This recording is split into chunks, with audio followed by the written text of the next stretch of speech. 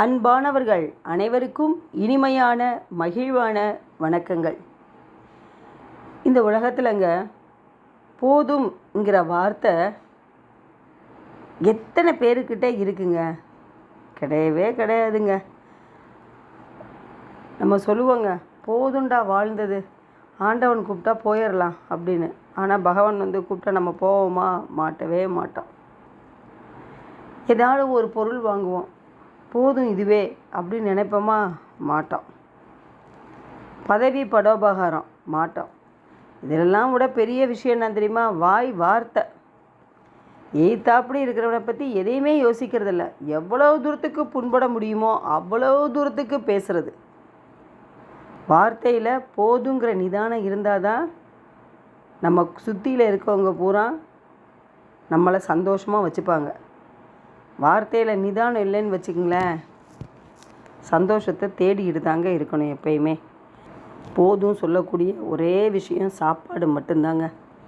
வயிறு போதும்னு சொல்லிடும். ஆனால் கண்ணு மனசு என்னம்மா தேடும்? இன்னும் கொஞ்சம் எடுத்து வச்சா அப்புறமா சாப்பிட்லாமேன்னு தேடும். அதனாலங்க போதும் என்ற குணம் வாழ்க்கையில் மிகப்பெரிய தலை சிறந்த குணங்க. இதை உணர்த்தும் விதமாக ஒரு கதை ஒன்று. வாங்க கிராமத்துக்கு போகலாம். நம்ம கிராமத்தில் ஒரு பெரிய செல்வந்தர் இருந்தாருங்க. அவர் காலையில் எப்பயுமே நடைப்பயிற்சி செய்வது வழக்கம். அப்படி நடைப்பயிற்சி செய்து கொண்டு இருக்கும் பொழுது அங்கே ஒரு பாட்டி பால் விற்றுக்கிட்டு இருக்காங்க. அந்த மூதாட்டியின் அருகில் ஏதோ பளபளன்னு ஒரு கல் கிடந்தது. உடனே அந்த செல்வந்தர் அந்த மூதாட்டியிடம் சென்று, பாட்டி அந்த கல்லை எடுத்து கொடுங்க அப்படின்னு சொல்கிறாரு. ஏன்னா இவர் செல்வந்தர் இல்லை, குனிஞ்சு எடுக்க மாட்டார். உடனே அந்த பாட்டி எடுத்து கொடுக்குறாங்க அந்த கல்லை. செல்வந்தர் அந்த கல்லை நன்னா ஒத்து பார்க்குறாரு. அப்போ தான் அவருக்கு புரிந்தது, இதை விலை மதிக்க முடியாத வைரக்கல் என்று. உடனே இந்த செல்வந்தரோட கண் அகல்ல விரிக்க ஆரம்பிச்சிருச்சு, புத்தி குறுக ஆரம்பிச்சிருச்சு. உடனே அவர் என்ன பண்ணுறாரு, அந்த பாட்டிகிட்ட, பாட்டி இந்த கல்லை நான் தான் பார்த்தேன், அதனால் இந்த கல் எனக்கு தான் சொந்தம் அப்படின்னு சொல்கிறாரு. உடனே அந்த மூதாட்டி ஒன்றுமே சொல்லாமல், அந்த கல்லை நீங்களே வச்சுக்கோங்க, எனக்கு எதுக்கு அப்படின்னு அந்த பாட்டி சொல்கிறாங்க. உடனே இந்த செல்வந்தருக்கு ஒரே குஷியாயிடுச்சு. எப்படி பற்றியா அந்த பாட்டிக்கிட்டேருந்து இந்த கல்லை நம்ம எப்படி இது பண்ணிட்டோம், பாதி கூட அந்த பாட்டி கேட்கவே இல்லை. இதை பற்றி அதுக்கு என்ன தெரியுது, நம்ம ஜெயிச்சிட்டோம் அப்படின்னு அவர் நினச்சிட்டு அந்த கல்லை வீட்டுக்கு கொண்டுட்டு வர்றாரு. நிறையா விஷயங்கள் அப்படித்தாங்க. நமக்கு எதிர்த்தாப்படி இருக்கிறவங்க நிறையா வார்த்தைகளை கொட்டிடுவாங்க.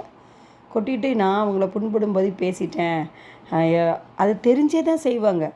பட் இருந்தாலும் ஐ ஆம் ஹாப்பி அப்படின்னு அவங்க இருப்பாங்க. ஆனால் பாருங்களேன், அவங்களுக்கு தெரியும் செய்தது தப்பு. உணர்வுகளுக்கு மதிப்பு கொடுக்காமல் பேசக்கூடிய பேச்சுக்கள் அனைத்துமே குப்பைக்கு சமம், வேறு எதுக்கும் கிடையாது, குப்பைக்கு சமம். அதே மாதிரி இந்த செயல் இவர் செய்கிறார். அந்த பாட்டியை, இது ஒன்னது இல்லை, இது உனக்கு தேவையில்லை, நான் தான் பார்த்தேன் அப்படின்னு எடுத்துகிட்டு போகிறார். ஆனால் அவனுக்கு தெரியும் என்ன நடந்துக்குது அப்படின்றது.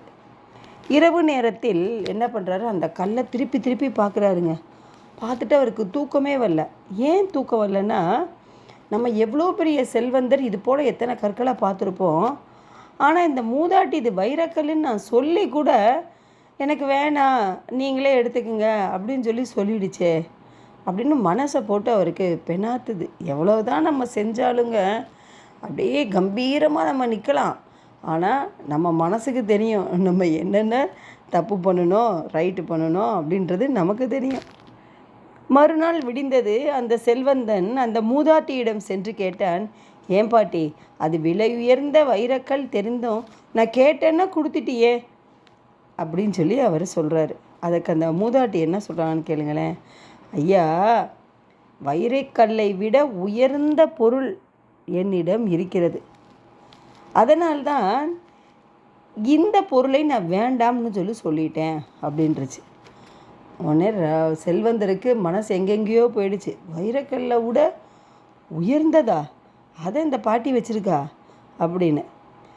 உடனே கேட்குறாரு செல்வந்தர், அப்படி என்ன பொருள் நீ வச்சுருக்க அப்படின்னு. அதைத்தான் அவங்க சொன்னாங்களாம், போதும் என்ற மனம். அது என்கிட்ட நிறையா இருக்குது, உங்ககிட்ட இல்லை. அதனால தான் அது வேணும்னு நீங்கள் வாங்கிட்டு போயிட்டீங்க. அதனால தான் அந்த வைரக்கல் உங்களுக்கு பெருசாக தெரிஞ்சிச்சுன்றாராம். பால் விற்கும் பாட்டியிடம், நான் செல்வந்தன், என்னிடம் இல்லாத பொருள் அவரிடம் என்ன இருக்கும் என எண்ணிக்கொண்டு அந்த மூதாட்டியிடம் கேட்டேனே, பாட்டி அதுக்கு என்ன பொருள் என எனக்கும் காட்டுங்கள் என்றது. அதற்கு அந்த மூதாட்டி சொன்னால், போதும் என்ற மனம்தான். இந்த மனம் ஒவ்வொருத்தருக்கும் வந்தால் ஒவ்வொருவருடைய வாழ்வும் மகிழ்ச்சியாகும். அதுதான் அந்த செகண்டில் செல்வந்தனுக்கு ஞானம் பிறந்ததான். ஒவ்வொருத்தருக்கும் ஒவ்வொரு இடம் டேர்னிங் பாயிண்ட்டுன்னு இருக்குங்க. ஒரு வார்த்தை வென்றுவிடும், ஒரு வார்த்தை கொன்றுவிடும். அப்போது போதும்னு நம்ம எதில் தெரியுமாங்க இருக்கணும்? ஒவ்வொரு செயலிலையுமே போதும்னு இருக்கணுங்க. வார்த்தையில் ரொம்ப போதும் போதும் நிதானமாக இருக்கணுங்க. வார்த்தையில் நம்ம போதும்னு நிதானத்தை கொண்டு வந்துட்டோன்னு வச்சுங்களேன், நம்ம தாங்க செல்வந்தனே. இப்போது நம்ம நிதானமாக வார்த்தையை விடுவோம். விட்ட வார்த்தைக்கு அந்த வார்த்தை உன்னை அடிமையாக்கிவிடும். விடாத வார்த்தை நீ அந்த வார்த்தைக்கு ராஜாவாக இருப்பாய் என்று கூறி உங்களிடமிருந்து விடைபெறுகிறேன். நன்றி, வணக்கம். மீண்டும் உங்களை சந்திக்க வருகிறேன். வாழ்க வளமுடன், வாழ்க வையகம்.